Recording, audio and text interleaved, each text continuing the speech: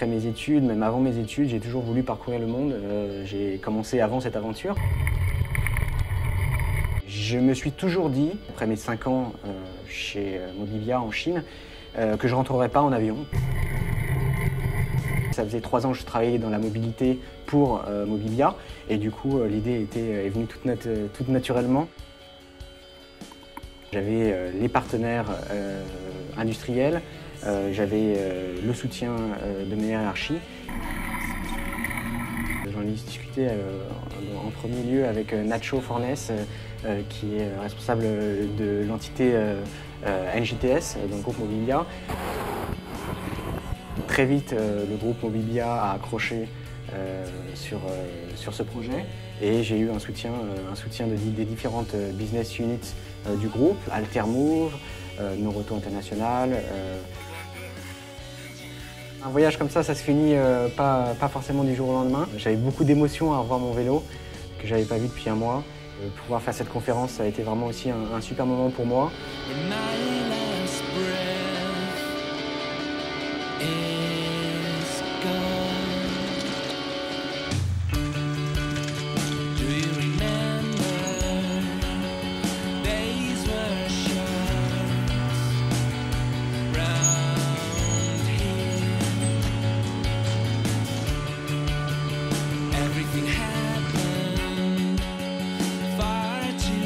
Bon, bonjour à tous, merci beaucoup d'être venus aujourd'hui. Merci à la com d'avoir organisé l'événement, merci beaucoup. Je suis ravi d'être là, d'avoir revu mon vélo en arrivant, ça a été pas mal d'émotions. J'avoue que ça fait un mois là que je me suis remis, j'ai changé d'uniforme, j'ai remis mon uniforme Mobivia. Je suis arrivé en 2007 chez NGTS à Shanghai en sourcing, après une formation dans le groupe, dans les différentes BU du groupe. En 2008, je suis passé responsable du bureau à Shanghai. En 2009, on a lancé donc la mobilité au sein du groupe Mobivia et NGTS a été très fortement impliqué dans cette action.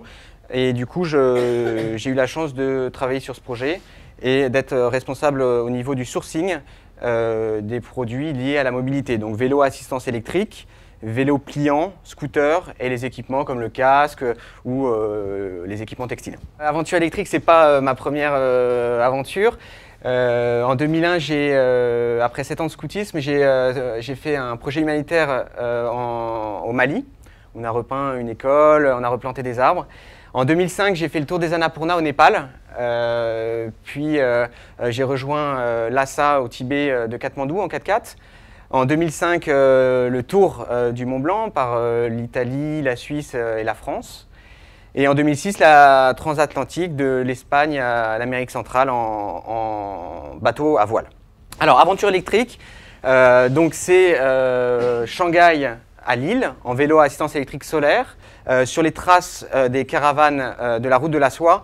Donc Shanghai, ensuite Kyrgyzstan, Tadjikistan, Ouzbékistan, Turkménistan et ensuite c'est l'Iran, la Turquie. Je ne suis pas rentré de Shanghai à Lille pour prendre des vacances, pour rentrer parce que c'était la crise ou pas prendre l'avion. Non, non. Je suis rentré parce que j'avais besoin de rencontrer, d'aller vers l'autre, de rencontrer ces différentes cultures. C'était un besoin d'avoir un temps entre mon expérience en Chine et puis cette nouvelle expérience que j'ai commencé récemment en Suisse.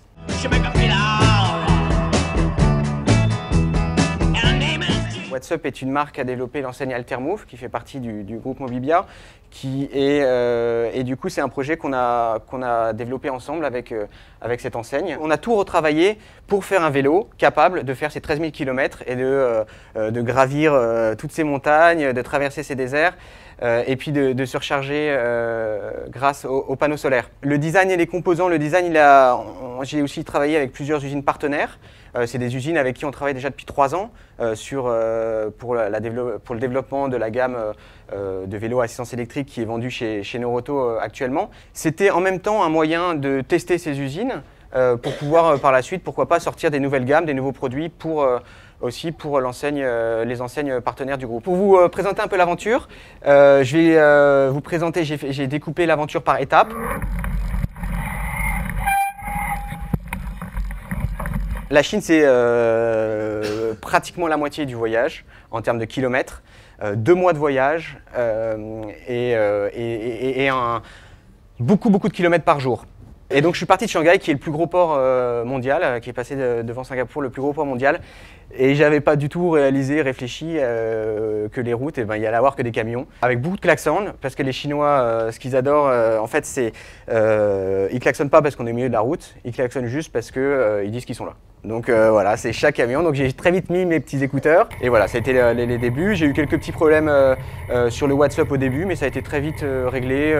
J'ai eu beaucoup de chance avec l'électronique. Si j'avais eu un problème de moteur, un problème de contrôleur, ça aurait été vraiment problématique. Voilà. Là, j'ai eu que des problèmes de batterie, donc je me suis retrouvé à démonter ma batterie, à reconnecter les fils qui s'étaient déconnectés, à changer les fusibles et tout ça. Ces 2 roues-là, c'est des roues Schwabel Marathon Plus. C'est une marque allemande avec des pneus renforcés qui sont ça d'épaisseur, donc on crève pas. Par contre, celle-là, j'avais pas fait attention, j'ai pris la première roue qui passait par la main dans l'usine. Au début, j'ai crevé, je pense, 3 fois par jour pendant 10 jours. Et je me suis fait renvoyer un pneu. Et pareil, le truc au milieu de la route, etc. Sous la pluie, là j'en ris, mais j'en rageais bien sur le moment. Mais j'avais avec moi justement plein de pièces de service après-vente, des pièces détachées pour pouvoir résoudre tous les problèmes rencontrés. La Chine, c'est vraiment un gros pavé, 5000 km d'est en ouest. Il y a plusieurs déserts, il y a le désert de Gobi et ensuite le désert du Taklamakan.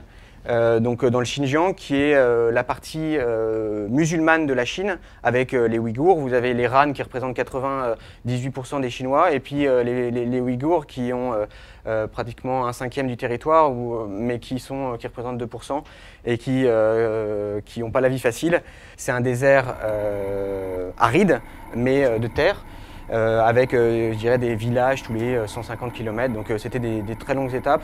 Je vous l'ai dit, j'ai travaillé 5 ans en Chine, donc ça a été beaucoup d'émotions de quitter la Chine, surtout après ces 2 mois de voyage, traverser vraiment le centre de la Chine. Mais je me rappelle que quand j'ai passé la frontière, ça m'a fait un petit choc.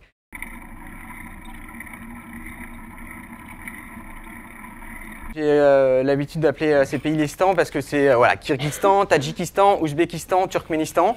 Clairement, les pays les plus, peut-être les plus marquants du voyage, les pays sur lesquels j'ai le plus souffert aussi en termes à cause du dénivelé, à cause du froid, mais c'est les paysages les plus splendides que j'ai vus et puis l'accueil le plus génial. Systématiquement tous les soirs ensuite dans ces pays-là, en ce temps, je demandais même plus s'il y avait des hôtels, les gens m'accostaient et m'invitaient à dormir chez eux systématiquement. Donc ça c'était vraiment super. Le contact se fait très facilement, surtout avec un grand vélo comme ça. Donc les gens sont très impressionnés, ils s'arrêtent sur le bord de la route, c'est dangereux parfois parce qu'ils vous doublent et puis ils vous parlent avec la fenêtre ouverte, etc. Enfin, c'est vraiment des bons moments. Je ne sais pas qu'est-ce qui est le plus impressionné dans ces moments-là, si c'est moi par leur beau visage, leurs belles expressions, ou alors eux par moi qui suis sur mon vélo, toujours, ils se demandent toujours qu'est-ce que je fais là. Mais je montrais ma carte, je viens de là, j'avais préparé quelques petites phrases. Non, ils ne parlent pas anglais, très peu. Par contre là, la bouffe, ça a été très dur. Le matin, le midi comme le soir, ils mangent la même chose, donc il n'y a pas un repas aussi meilleur que l'autre. Un mélange de moutons, alors il y a beaucoup de moutons là-bas, souvent rassis et avariés, avec du riz et de l'huile de coton. Les moins bons souvenirs restent après coup les meilleurs souvenirs puisque c'est les moments où on s'est dépassé, où on est allé au-delà de soi et c'est ça qui est marquant.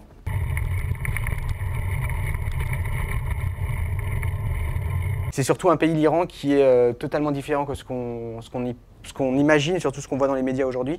C'est un pays qui est vraiment superbe, avec des gens très accueillant. J'ai aussi beaucoup dormi chez l'habitant. Par contre, c'est seulement, voilà, ils souffrent d'une dictature religieuse qui les empêche de vivre d'une manière normale. Il y a 20 ans, en Iran, les femmes étaient en bikini au bord de la plage. Je pense qu'il y a d'avoir 90% de la population qui est contre ce régime. La solitude était quand même assez... il est arrivé que ça soit assez pesant. Et surtout en Iran, en fait, je commençais à arriver tard en saison et j'ai pas rencontré un seul occidental pendant 2 semaines et demie. Et là, ça m'a... voilà, quand on arrive après 3 mois de voyage, ça a été un peu dur à gérer cette solitude. Heureusement, on avait Internet, on avait Skype, j'avais mon petit ordinateur qui est là. Ça, c'est génial, donc je pouvais communiquer encore.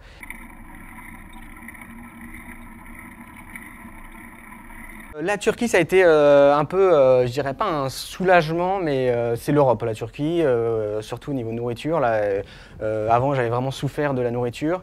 J'avais gardé quelques packs de nouilles chinoises avec moi que je me faisais de temps en temps qui étaient bonnes, mais sinon la nourriture dans les stands était vraiment pas bonne. Mais voilà, donc météo très difficile, il commençait à faire très froid, neiger, des températures en dessous de zéro. Donc j'ai pris un choix, au lieu de passer vers le haut de la Turquie qui était plus court, je suis descendu au sud, j'ai longé la Syrie pour rejoindre la Méditerranée. Je me suis dit, après ça, j'avais vraiment une envie de rejoindre, d'avoir un peu de chaleur. Donc je suis descendu au sud de la Turquie.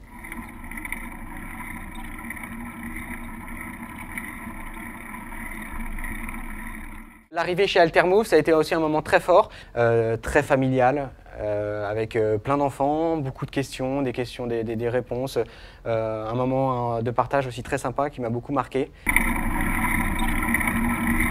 Une expérience sous le signe de l'entrepreneuriat et du partage, cet esprit entrepreneurial que je trouve qu'on retrouve très fortement chez Mobilia. Ça a créé des liens, ça a été fort, c'est vraiment quelque chose que je ne savais pas forcément possible au sein d'une entreprise. Et c'est ce partage et cet esprit d'entreprendre qui m'a permis de réagir positivement dans la difficulté et puis d'arriver au bout de l'aventure en fait. J'étais à fond dans le projet, j'ai eu bien sûr des envies d'arrêter, mais j'avais vraiment envie d'arriver jusqu'au bout. Me lever le matin, qu'il pleuve ou qu'il vente, et j'avançais. Et puis j'ai envie d'arrêter, et puis le jour d'après, je rencontre quelqu'un de fabuleux qui m'invite à dormir chez lui, qui dans sa famille avec ses enfants qui mangent là, qui rigolent avec moi, qui m'offrent des fruits sur la route. Ils sont vraiment très accueillants et c'est vraiment ça qui m'a aussi permis de tenir.